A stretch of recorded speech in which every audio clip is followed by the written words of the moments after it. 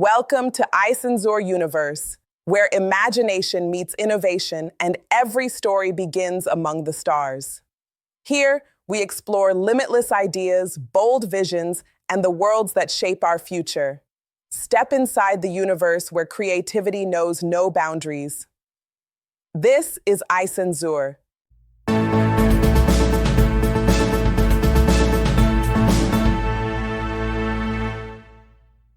Open letter to Louise Arbour on the suppressed truth of the 1994 Rwandan Genocide by Ally Yusuf Mugenzi.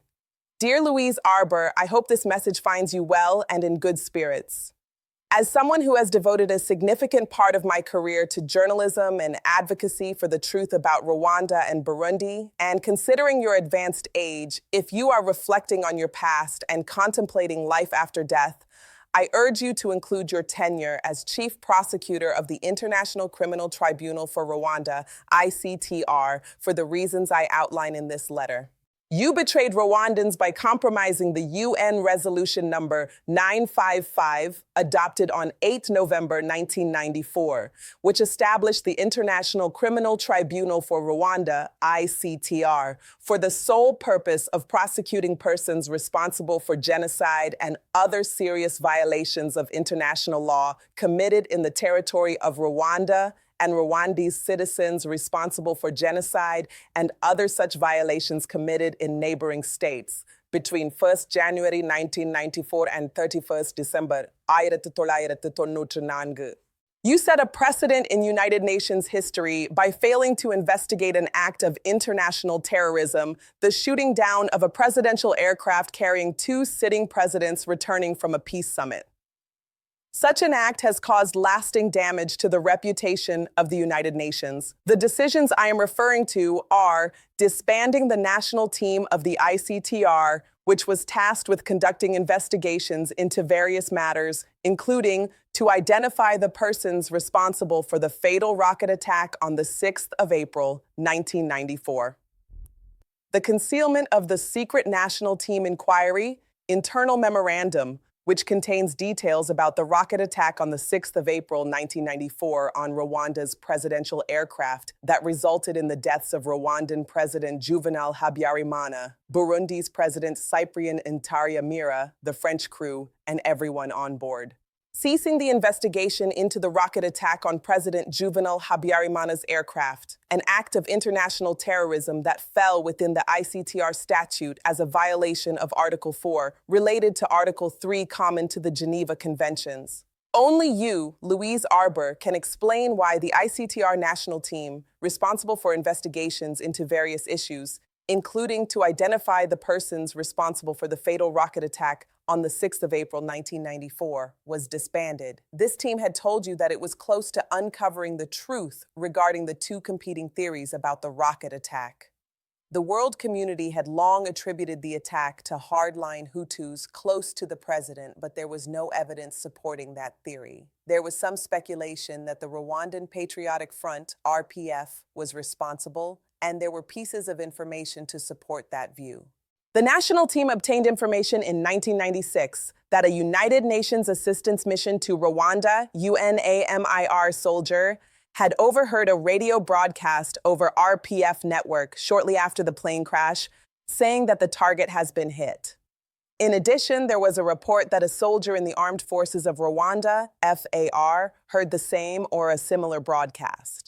As a result of your decisions, the ICTR conducted its proceedings based on conjectural assumptions that Hutu hardliners shot down President Habyarimana's aircraft, despite the ICTR investigation team providing you with information implicating President Paul Kagame, members of his administration, and the military in direct involvement in the shoot-down of President Habyarimana's aircraft, which triggered the genocide.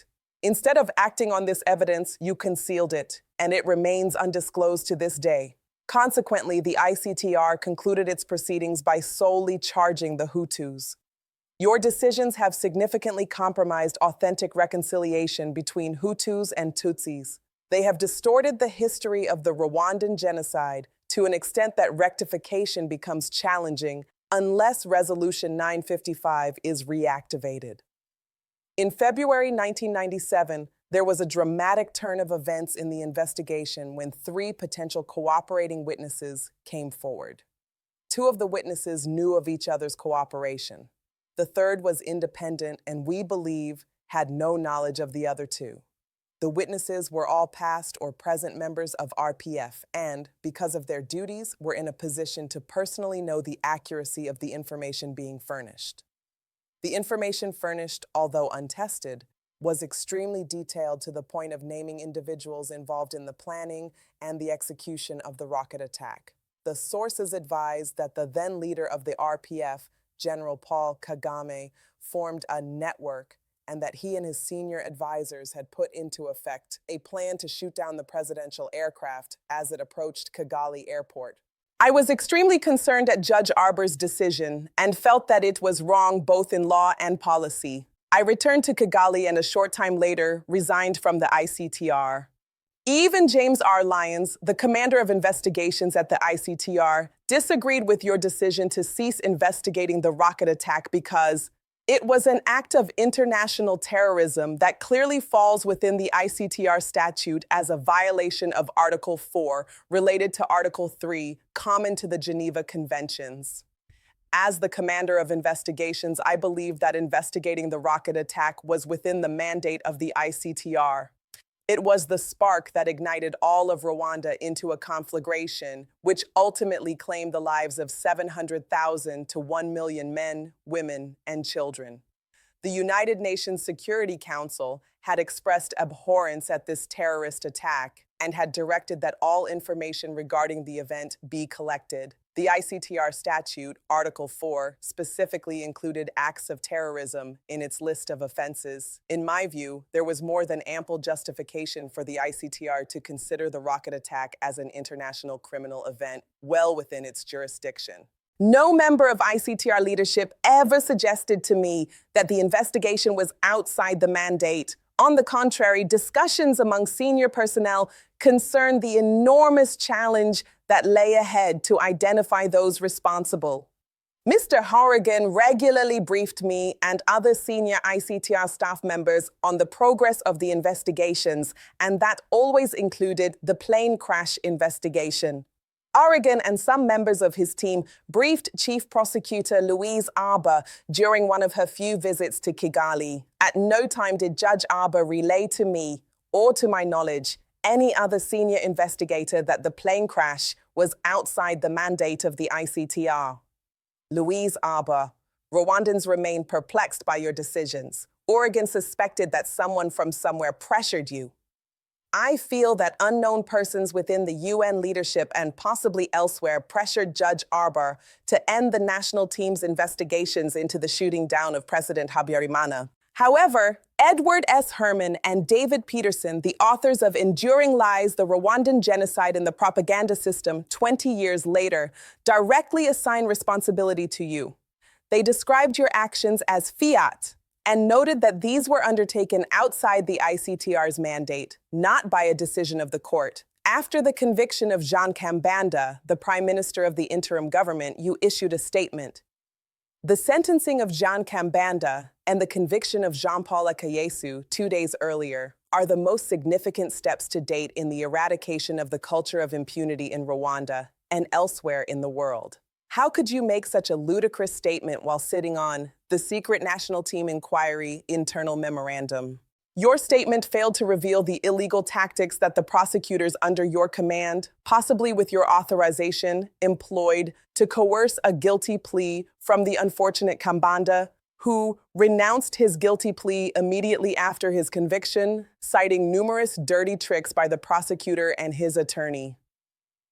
The authors of Enduring Lies described your statement as a superficial tactic, referencing John Laughlin's observation in his book, A History of Political Trials, where he noted, so the landmark conviction of a former head of government for genocide by an international tribunal, a conviction which was itself used to obtain guilty verdicts in subsequent trials, was in fact made on a rather confused man who immediately rescinded his guilty plea on the basis that it had been made under duress, out of concern for his family's safety, and following bad advice from a lawyer who was a friend of the prosecutor and who he had not instructed. During a private meeting with Burundi's then-President Pierre Nkurunziza, RIP, in London in 2012, I asked about his government's silence regarding the death of President Cyprien Ntaryamira, who was killed alongside President Habyarimana on the 6th of April, 1994. I recall him saying the phrase, "Amaboko yaku arazisiritse," meaning, "Our hands are tied." How? I asked. He described the two presidents as peace martyrs and victims of opposition efforts to stabilize the two nations. He noted that the assassination of President Ntaryamira profoundly affected Burundian Hutus, especially since Cyprien Ntaryamira had only been in office for 2 months. His predecessor, Melchior Ndadaye, the first democratically elected Hutu president, was murdered by the Tutsi military while in office for 3 months. Both presidents had grown up in Rwanda as refugees after their parents' deaths during the mass killing of Hutu school children and intellectuals in 1972, estimated at around 200,000, gave the Great Lakes region the first site of a genocidal wave of killing. Louise Arbour, I strongly urge you to be honest about your decisions. Sharing all relevant information, even if difficult, is the only peaceful way to address the Hutu-Tutsi conflict over power and justice, which has caused significant loss of life. The unresolved questions you have created remain in the hearts of both Rwandans and Burundians. The weight of unspoken truths burdens families and communities, fueling cycles of mistrust and sorrow. The future cannot be built on half-truths. Only by confronting the past openly can Rwanda and Burundi hope for genuine reconciliation and healing. By doing so, you will contribute to safeguarding humanity against manipulation, misinformation, and disinformation. Moreover, this action may facilitate the reactivation of Resolution 955, which you previously compromised, and could ultimately garner respect from the Rwandan and Burundian peoples. Alternatively, prepare yourself for the unavoidable divine judgment, during which the spirits of around 1.5 million individuals, including former Presidents Cyprien Ntaryamira and Juvenal Habyarimana, will be summoned to testify regarding your breach of Resolution 955. If I pass away before you, my soul will be among those summoned. If I outlive you, I will join them later. I will endeavor to persuade Michael Horrigan to help advocate for the harshest divine sentence against you. It's better to say something late than not at all. In his reply, he mentioned your name, Louise Arbour. From his body language, I could see that he was deeply angry with you. He told me that you were responsible for disbanding the national team and confiscating the Horrigan team's report. He suggested that individuals from a prominent country or countries within the United Nations pressured you into making such unusual decisions because they were protecting individuals and networks responsible for the rocket attack. He mentioned that raising this issue with the United Nations at that time would have been unhelpful. President Nkurunziza told me that Burundi would raise this issue at the United Nations at the appropriate time. He passed away 8 years later, still in office, without fulfilling the promise he had made to me. I am uncertain whether the current government shares the same view. You've just experienced ictor universe, where every ending sparks a new beginning. Stay connected, stay inspired, and remember, the universe is only as big as your dreams. Until next time, keep exploring.